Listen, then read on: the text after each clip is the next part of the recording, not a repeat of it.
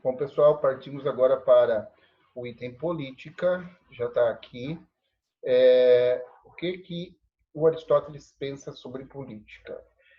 Ele vai, durante a sua peregrinação, passar por inúmeras cidades e em todas elas ele vai estudar o sistema político. Ao todo, o livro A Política de Aristóteles, que está aqui em algum lugar, mas não adianta eu mostrar, ele vai sair invertido,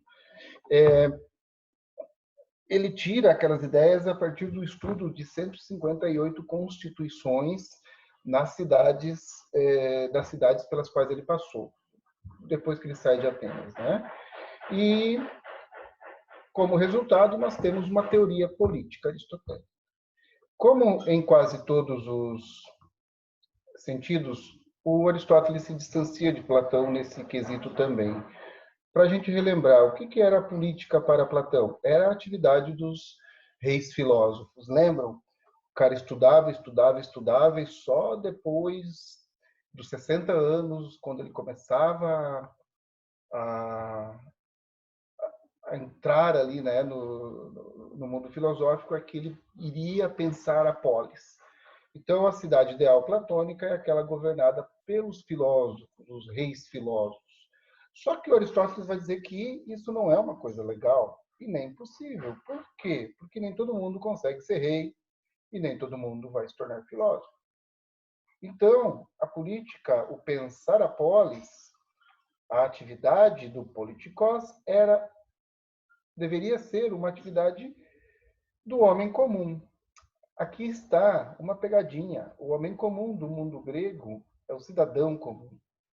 E quem é o cidadão grego, gente? É aquele homem maior de idade, de pai e mãe ateniense, alfabetizado e com posses. Vocês lembram que o Ferrari deve ter dito, antes da democracia, antes das reformas do Clístenes, o poder político em Atenas alcançava 3% da população. Depois das reformas, esse poder político ele vai alcançar 10% da população. É claro que não é muito, é um aumento significativo, porém, ainda é muito pouco a representatividade. Por que isso acontece? Porque havia em Atenas a ideia de que, para participar da política, a pessoa precisava debater na ágora, na assembleia. E eles ficavam durante o dia todo ali debatendo as questões políticas. Ora, quem é que conseguia ficar o dia todo lá discutindo política? Somente aquelas pessoas que tinham condições materiais de ficar o dia todo lá. Então, quem tinha uma quantidade grande de escravos, quem tinha alguém que administrava as suas posses, para que ele tivesse ócio, ou seja, tempo. Tempo para quê? Para se instruir da política, para estudar. E o Aristóteles vai, mais ou menos, comprar essa ideia. Então, o homem comum não é qualquer pessoa. Quem é que pode ter esse ócio, esse tempo para a criatividade, para a instrução, para o conhecimento? Somente a elite. Por isso, 10% da população ateniense era considerada cidadão e tinha direito à participação política. Entendido? O que é a política? Tanto para Platão como para Aristóteles, e aí agora eles convergem, é a versão coletiva da ética. Então, a ética é aquilo que você faz no mundo individual e a política é aquilo que você faz no mundo coletivo. Eu não posso deixar assim que tem um fio ali, ó. Eu tive que fazer umas gambiarra para poder conectar isso. Se minha mulher ver, ela vai brigar. Eu tenho que ficar assim com dor nas costas. Peraí. Então, é a versão coletiva da ética. Quem tinha direito à política, então, segundo Aristóteles? Qualquer pessoa, e aqui o qualquer é o não rei e o não filósofo, que tem ócio, que tem tempo. Para quê? Para exercer a sua intelectualidade. De que maneira? Estudando. Para participar da política, o cara tem que ser uma pessoa instruída. Senão ele vai chegar lá e falar, tá ok, questão, certo? Então, esse cara não pode participar da política. O Aristóteles, ele vai criar também, aonde que está? Ah, está aqui atrás da minha cara. Ele vai criar essa noção aqui do animal político e tem a ver com essa elitização da política. Por quê? Na foto do caderno, eu não sei se eu coloquei a questão da xenofobia, da escravidão, né? Deixa eu ver, tá aqui. Não, não coloquei. Mas o Aristóteles, por exemplo, ele defendia a escravidão. Ele dizia que quem é que consegue essa estrutura aqui? Somente os gregos. E aí, principalmente os atenienses. Do homem comum, com ócio para a educação, pensar a polis. Tá? Somente os gregos. E aí ele vai dizer que as pessoas que não tinham essa maneira aqui de organizar a polis, a vida social, no caso de tiranias, de oligarquias, eram povos bárbaros, povos não civilizados ou não tão evoluídos quanto os gregos. Logo, mas na hierarquia ali, cultural, eles estavam atrás. E o Aristóteles vai fazer uma comparação do bárbaro com o cão. Qual é a vida melhor para um cão? A vida onde ele vive livre, né, dependendo da própria sorte. Ou a vida onde ele tem um dono que o acolhe e o alimenta, embora exija que ele cuide da casa. É a vida onde ele tem um dono que lhe garante sustento e proteção. E aí ele vai proteger a casa como uma forma de gratidão. Esse cachorro, ele compara ao bárbaro, que ao invés de ficar largado à própria selvageria, seria muito mais feliz se tivesse um senhor que lhe possibilitasse sustento, proteção, em troca do trabalho. Ok? Trabalho escravo. Ele defende a escravidão com esse argumento, porque isso é bom para o bárbaro. E aí, com o contato, né, com o ser superior grego, ele ia, aos poucos, desenvolvendo também habilidades. Certo? Aqui a gente tem também, está tudo dentro da ética, da política aristotélica. Mas, tudo bem. Então, o cara que tem condições de estudar pode participar da política, ou seja, pensar a polis. E qual é o objetivo da política? O bem comum. O objetivo da política é o bem comum. Se a gente voltar lá na teoria das causas, o bem comum seria o quê? A causa final da política. E a causa final da política é o quê? Ela é o ato, ela é a eudaimonia, a vida feliz. Então, esse bem comum é o ato da política, ou seja, é a sua finalidade. O Aristóteles vai dizer que a cidade, a polis, que proporciona o bem comum aos seus habitantes, é uma cidade justa. Por quê? Porque ali você tem a eudaimonia, a felicidade.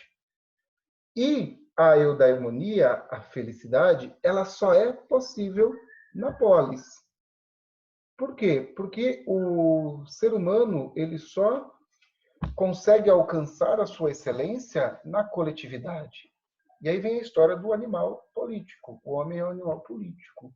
Por que ele é um animal político? Porque ele é um animal coletivo. E aí, aquele homem que não consegue desenvolver a sua humanidade fora da polis, ele não é mais um homem. Ou ele é um deus, ou ele é uma fera selvagem. O homem enquanto potência e ato, ele só consegue se manifestar na polis. Entendido? A gente vai ver depois aqui na ética, tá? Que nós temos a fidelidade, virtude, e em algum lugar vai estar justiça. É aqui o justo meio, ok? Isso só é possível na polis. Então, a vida bem vivida para Aristóteles, a vida ética, é aquela vida onde você desenvolve as suas plenas capacidades. A cidade bem governada é aquela cidade que proporciona o bem comum. E aí o Aristóteles vai analisar as formas de governo. E ele vai, metodicamente, construir uma hierarquia, vamos dizer assim, também. Um sistema hierárquico. Ele vai dizer que todos os governos tendem a degenerar. Hora ou outra eles degeneram. E aí, quando eles degeneram, nós temos o quê? A ausência do bem comum. Eu aprendi a mexer nos negocinhos aqui. Ó. Quando você não tem o bem comum, você é um governo degenerado. Ok? Existem vários tipos de governo. Existem os governos que são os governos de um, os governos de poucos e os governos de muitos. Os governos de um, eles podem ser virtuosos? Podem. Esse governo virtuoso, ele vai chamar de monarquia. Mono, arquia, poder político. A monarquia, então, é uma forma virtuosa de governo, por quê? Porque ela preza pelo bem comum. Ela busca realizar o bem comum.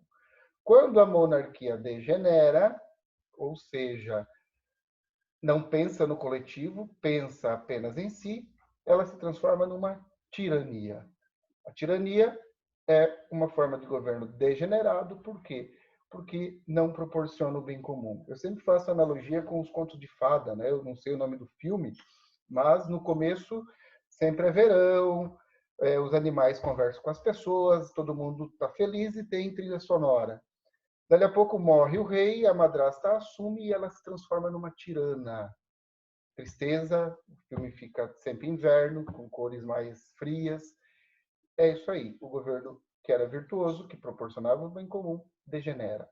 O governo de poucos, quando ele é virtuoso, Aristóteles chama de aristocracia. Por que poucos? Os mais seletos, os mais ricos. Quando esse governo aristocrático proporciona, trabalha para o bem comum, ele é virtuoso. Quando ele degenera, ele de aristocracia se transforma numa oligarquia. Por que ele é degenerado? Porque esses poucos, ao invés de buscar o bem comum, buscam apenas o bem do próprio grupo. A gente pode, como exemplo, citar a Primeira República no Brasil. Um exemplo mais fácil assim, né? Você tem lá as aristocracias mineiras e paulistas que entram no governo e começam a governar para si próprio. Não é à toa que elas são chamadas de república oligárquica. Essas mesmas oligarquias estão ainda no poder. A gente pode olhar a nossa política atual e você vai ver um governo degenerado. Ele é democrático, porém oligárquico. E tem uma tendência a se tornar tirano. E aí nós temos o terceiro caso aqui, que é o governo de muitos. O Aristóteles, na Península Itálica, na ilha de Siracusa, que nós hoje conhecemos como Sicília, vai encontrar uma politeia, uma gerontocracia, ou uma república aos moldes platônicos, onde os mais velhos e mais sábios governavam. Eram muitos, sim, eram muitos, porém, eles conseguiam proporcionar esse bem comum. Quando isso degenera, nós temos o quê? A democracia, que é o governo de muitos e se você olhar bem, as pessoas votam em representantes que estão alinhados com as suas aspirações pessoais. Você vota em quem você acha que vai realizar coisas que você realizaria ou gostaria que se realizasse, correto? Porque que a democracia também é uma forma degenerada de política, porque esse governo de muitos, ele exclui esse homem comum grego, tá? Ele exclui a necessidade do ócio para a instrução, para participar da política. Ou seja, ele permite a participação política de pessoas que Aristóteles vai chamar de incapazes. Ou seja, aquelas pessoas que não têm um pleno entendimento do que é fazer política, que não entendem a finalidade da política, que não entendem o que é o bem comum. Ele vai dizer o seguinte, que a melhor forma de governo seria a monarquia. Mas, em função de todos os governos, cedo ou tarde, se degenerarem, a forma menos injusta ainda é a democracia. Por isso que ele diz que a democracia é uma forma degenerada de política, certo? Eu fico me coçando a cara o tempo todo, né? Por isso que eu não posso nem sair na rua. Na postagem que eu fiz para vocês do caderno, tá lá uma coisa chamada teoria dos princípios, se vocês olharem. Eu não coloquei aqui porque o vestibular cobra isso, tá? Não tem segredo. Essa teoria dos princípios é uma explicação aristotélica para o surgimento da polis política. E aí, nessa teoria dos princípios, ele justifica esse sistema aqui. Tá? Por quê? Porque ele vai dizer que o que é a polis? A polis é o resultado de um processo onde nós temos a substituição, né, da monarquia pela oligarquia, pela aristocracia e, finalmente, pela democracia. E aí a democracia ela só acontece na polis. O que é a polis? A polis é o resultado da união das várias frátrias. Quando nós tivemos a Idade Grega das Trevas, lá do século XI ao século VIII, o mundo grego ele vai se interiorizar, vai se isolar, e nós teremos o abandono progressivo do comércio e até mesmo o abandono da escrita. Por isso não tem tanta informação sobre esse período. Nesse período, por causa das invasões dóricas, os habitantes da Grécia ali, eles vão se interiorizar, vão buscar proteção cada vez mais para o interior e abandonam as cidades litorâneas. Nesse processo de interiorização, eles vão formar sociedades familiares, tá? Que vão ser chamados de genos. Você tem, então, uma organização social familiar composta de vários genos. Só que cada geno vai ter uma figura de liderança, o homem, o chefe da família. Como nós vamos ter vários genos formando ali os grupos de aldeia, alguém vai ter que ser o líder. E aí esse líder vai ser, dentro esse líder da aldeia, vai ser quem? Vai ser aquela pessoa que dentro das lideranças das famílias é um exemplo para os demais. Esse cara que é o exemplo para os demais, por que ele é o exemplo? Pergunta Aristóteles. Porque é o cara que melhor vai desenvolver as suas capacidades, melhor vai explorar as suas potências. E por isso ele é o exemplo. Depois, quando começa a população crescer, esses vários núcleos familiares, genos, eles vão formar tribos. E dentro dessas tribos, nós também teremos líderes Quem será esse líder? O cara que é o modelo, tá? O modelo de excelência, o modelo de virtude. E aí, quando a gente tem a polis, quem deve ser o líder da polis? O cara que melhor explora e consegue materializar as suas potências, as suas excelências, as suas capacidades. Aquele que é respeitado, aquele que é tido como um modelo de justiça, de virtude, de sabedoria e assim por diante. Essa teoria dos princípios, ela vai sugerir, tá, uma explicação ali para aquele modelo de, de necessidade de pessoas capazes na política. Beleza, galera? Vou encerrar isso aqui. A gente vai ter mais um vídeo sobre a ética. Esse é mais curtinho.